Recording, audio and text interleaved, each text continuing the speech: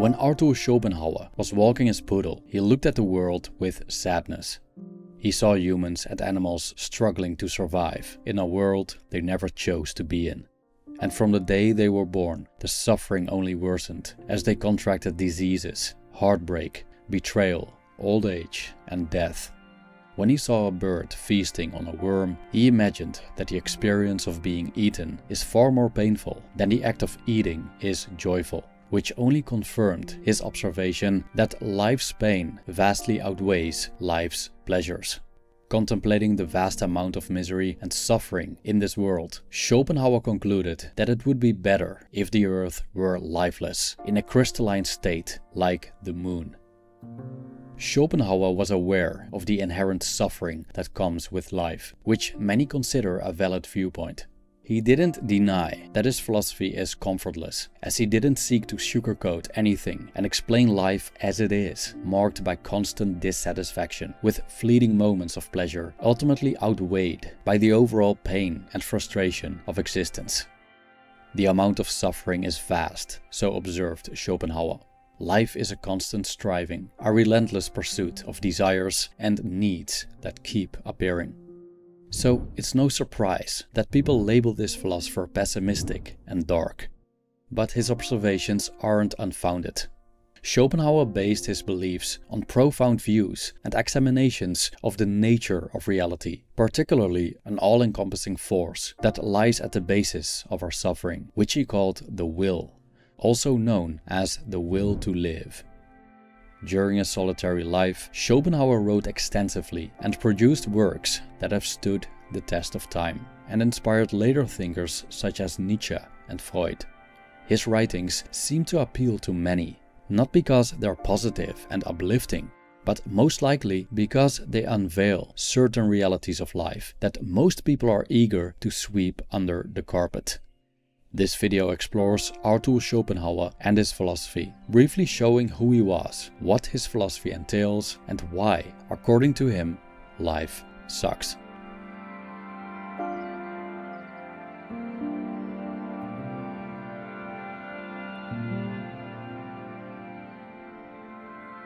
Arthur Schopenhauer, a German philosopher who lived from 1788 to 1860, grew up in a wealthy family of merchants. He was born in the city of Danzig, which was back then part of the Kingdom of Prussia. Nowadays, it's a city in Poland known as Gdańsk. He lost his father at a young age, and his relationship with his mother, Johanna, was complex. Johanna Schopenhauer was a domineering and overbearing figure in Arthur's life, and often criticized and belittled him. As she valued societal status, image, and social connections, she wanted her son to pursue a career in commerce, which wasn't quite compatible with Arthur's intellectual interests and introspective personality. Philosophically, Schopenhauer was interested in a broad range of subjects. He admired Eastern philosophies like those found in Buddhism and Hinduism, particularly the Upanishads, Bhagavad Gita, and Theravada Buddhist scriptures. His interest in and appreciation for Eastern philosophy was uncommon at that time. The ideas of Plato, Aristotle, and Spinoza influenced him as well. During his studies at the University of Göttingen and later the University of Berlin, he became familiar with the works of Kant, which had a significant impact on his thinking. The World as Will and Representation, Die Welt als Wille und Vorstellung, Schopenhauer's greatest work, was published in 1818. It served as the foundation of his philosophical system, in which he proposed that reality is fundamentally guided by an irrational and blind force named the will, which drives all beings to pursue and meet their needs relentlessly. He said, however, that this never-ending desire, represented by the human will, inevitably results in pain and unhappiness. As a result of Schopenhauer's unique manner and pessimistic outlook on the world, which didn't quite jive with the philosophical trends at that time, his philosophy did not receive much attention during his lifetime. But many well-known intellectuals, such as Friedrich Nietzsche, Richard Wagner, Leo Tolstoy, Sigmund Freud, and Albert Einstein, would subsequently be influenced by his ideas. Schopenhauer's other notable works include essays and aphorisms, also known as Parerga und Paralipomena, which is a vast collection of essays that explain various topics in an accessible manner, from which the compilations Studies in Pessimism and The Wisdom of Life are derived. And then there's The Art of Being Right, in which Schopenhauer explores several methods for winning a debate. Other works are on the fourfold root of the principle of sufficient reason, on vision and colors, on the will in nature, on the freedom of the will, and on the basis of morality, the latter delving into ethics and moral philosophy. Schopenhauer's work continues to be studied and debated today. When contemplating the nature of existence, studying Eastern philosophy, particularly Hindu and Buddhist thought, Schopenhauer wondered what force lies behind the phenomena of the universe. What drives a stone to be a stone, a mountain to be a mountain, a star to be a star? What causes a human to exist, and what lies at the basis of his endless striving and desires? His close examinations led to Schopenhauer's idea of the will to live, an irrational, unconscious, but mighty force. The will to live, or Wille zum Leben, or just will, has a crucial position in Schopenhauer's philosophical system. To understand Schopenhauer's pessimistic outlook on life, we must be familiar with the concept of the will. The will permeates all aspects of existence, from objects to plants, to animals and human beings. Even the presence of a stone, for example, underlies the will, as it wills the stone to be a stone. The will compels animals and humans to come into existence and behave as they do. The will is not something we can control or reason with, as it's an irrational force that operates autonomously. We cannot will ourselves to do something, meaning we cannot control our innate driving force. The will causes not just the human desire for survival, but also our desire to procreate, our aim for status and prestige, and our ambitions. It's the drive for self-preservation, but also for improving our circumstances in the future. We're mostly unaware of this force pushing us behind the scenes. Even though we could rationally explain the desire or necessity for pregnancy, for example, overwhelmingly the will to live causes the urge. Animals, for instance, procreate without any rationale to support their decision. They just seem to have a natural, irrational inclination to propagate. From the viewpoint of Schopenhauer, human behavior testifies to our collective utter enslavement to this irrational force, as most of us do nothing but follow its lead. The will to live is the main reason why life sucks, according to Schopenhauer. We'll explore the reason why later in this essay. According to Schopenhauer, the will and the intellect are two different things, operating separately. I quote, "The fundamental truth of my doctrine, which places that doctrine in opposition with all others that have ever existed, is the complete separation between the will and the intellect, which all philosophers before me had looked upon as inseparable. Or rather, I ought to say that they had regarded the will as conditioned by, nay, mostly even a mere function of the intellect, assumed by them to be the fundamental substance of our spiritual being." When we look at the world around us, what do we see? Do we see the actual things in themselves, or just representations of them? Schopenhauer believed that the objects we see are perceptual constructs our cognitive faculties produce. Our senses, intellect, and individual knowledge shape our perceptions of the world. We all see the world in different ways. The reality as it truly is, Schopenhauer called the noumenal world, as opposed to the phenomenal world, which represents the world as we see it. The noumenal is not accessible to us, as the human capacity for perception limits itself to the phenomenal realm. So, simply put, we cannot see reality as it is, only our mental constructs of it. We can only understand the world and engage with it through the prism of our representations, which consist of things like concepts, categories, and other mental structures that shape our understanding of reality, but also restricts us from seeing reality as it is. Schopenhauer believed that the will to live we previously discussed lies at the basis of our representations. The will plays a significant part in how we interpret and perceive the universe because it's the driving force behind our lives and filters our perceptions based on it. Our inherent wants and needs directly impact how we perceive the world. The real world is a pure expression of will, which remains hidden from our direct perception.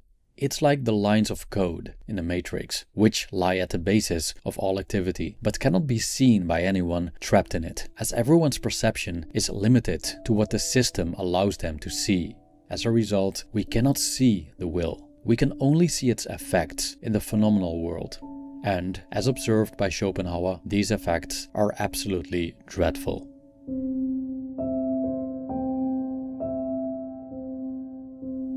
If you try to imagine, as nearly as you can, what an amount of misery, pain and suffering of every kind the sun shines upon in its course, you will admit that it would be much better if, on the earth, as little as on the moon, the sun were able to call forth the phenomena of life, and if, here as there, the surface were still in a crystalline state. End quote. Schopenhauer saw life as inherently dissatisfactory, characterized by an unavoidable presence of suffering. As helpless subjects of the almighty will, our human nature torments us with the endless desires and ongoing dissatisfaction. According to Schopenhauer, the pain of life far outweighs our pleasures, as its intensity is much more profound and its presence persistent. In his work Studies in Pessimism, the German philosopher lucidly describes why and how living beings are perpetually plagued by suffering. According to him, human existence characterizes itself by inherent discontent, and no one escapes the never-ending struggle with the irrational forces within themselves and the ongoing adversity around them. The presence of the will makes us insatiable, driven by wants and needs, and constantly yearning for more. After we satisfy one desire, another appears. It's never enough. As soon as we buy our dream house, we want that dream car, then a new kitchen, then that dream vacation. Then we want to sell the house and buy another dream house. And thus, the pursuit of satisfaction becomes endless, fluctuating between longing and disappointment, with no lasting cessation of discontent. Schopenhauer held that our fleeting moments of pleasure pale compared to the misery and suffering we experience throughout life. Interestingly, he argued that, contrary to what we believe, pleasure is a negative experience, while pain is a positive experience. I have reminded the reader that every state of welfare, every feeling of satisfaction is negative in its character. That is to say, it consists in freedom from pain, which is the positive element of existence. End quote. So the positive pain is much more prevalent than the negative experiences that are, in essence, the cessation of that positive pain. While pleasure is transient and frequently superficial, pain is far more intense and leaves a lasting impression on our psyche. It's a forceful and indisputable feeling that presses itself onto us with immense force. The example in the introduction of this video shows how, from Schopenhauer's viewpoint, the intensity of pain vastly outweighs pleasure in life. The fleeting enjoyment of eating doesn't even come close to the excruciating pain of being eaten. Similarly, the pain of the breakup is much worse than the overall joy of the relationship. Just look at how most romantic relationships evolve. They start with a burst of euphoria, immediately overshadowed by despair from the fear of losing someone we're infatuated with. Then, when the honeymoon period subsides, the excitement and infatuation die down, succeeded by discontent, disappointment and boredom. And when the relationship ends, the pain is unbearable and often long-lasting, making us contemplate why we ever chose to engage in this self-torture called romantic love. But here's where the will deludes us, as it lets us imagine the things we desire as much more pleasurable than they are, and the pains as much less painful. The reason why life sucks isn't just because life's pain is more painful than its pleasure is pleasurable, according to Schopenhauer. It's also because, in his observation, the forms of suffering that afflict humanity are countless. A typical human being suffers physical ailments, heartbreak, loss, betrayal, and, of course, the relentless march of time leading to old age and death. Schopenhauer compared the experience of youth to the anticipation of a theater performance. We're sitting there with high hopes, excited about what's to come, blessed by not knowing what will happen. We only realize how our youthful optimism deceived us later in life. He wrote, "If two men who were friends in their youth meet again when they're old, after being separated for a lifetime, the chief feeling they will have at the sight of each other will be one of complete disappointment at life as a whole, because their thoughts will be carried back to that earlier time when life seemed so fair as it lay spread out before them in the rosy light of dawn, promised so much, and then performed so little." The sufferings of the world weren't just a mere observation for Schopenhauer. He was also interested in solutions to alleviate the pain of existence. One of his key proposals is asceticism, a path of sense restraint and renunciation of external pleasures. In other words, the denial of the will. However, Schopenhauer acknowledged that asceticism may not be suitable for everyone. So he looked for a more realistic approach for the average human. And so, to make life more bearable, Schopenhauer suggested pragmatically setting up our lives in ways that minimize pain as much as possible. He emphasized that the way we feel matters more than, for example, status and fame. And we're better off choosing simple pleasures that are easy to satisfy instead of aiming for pleasures that are difficult to attain and of which the attainment comes with a high price. In particular, Schopenhauer saw intellectual pleasures as a wise choice, as they're relatively cheap and still accessible in old age. We also shouldn't care about the opinions of others. Trying to be respected and liked by others means that we constantly endeavor in ways that are out of proportion to what we try to attain. Schopenhauer stated that, and I quote, "In all we do, almost the first thing we think about is, what will people say? And nearly half the troubles and bothers of life may be traced to our anxiety on this score. It is the anxiety which is at the bottom of all that feeling of self-importance, which is so often mortified because it is so very morbidly sensitive." End quote. Another thing we should prioritize, so believed Schopenhauer, is our health, as it greatly decides how we feel.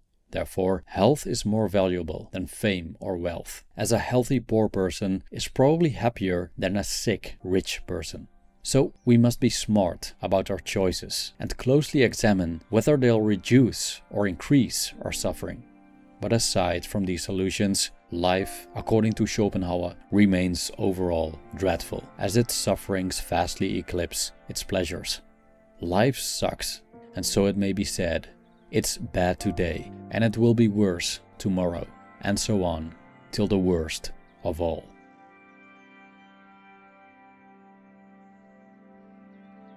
Thank you for watching.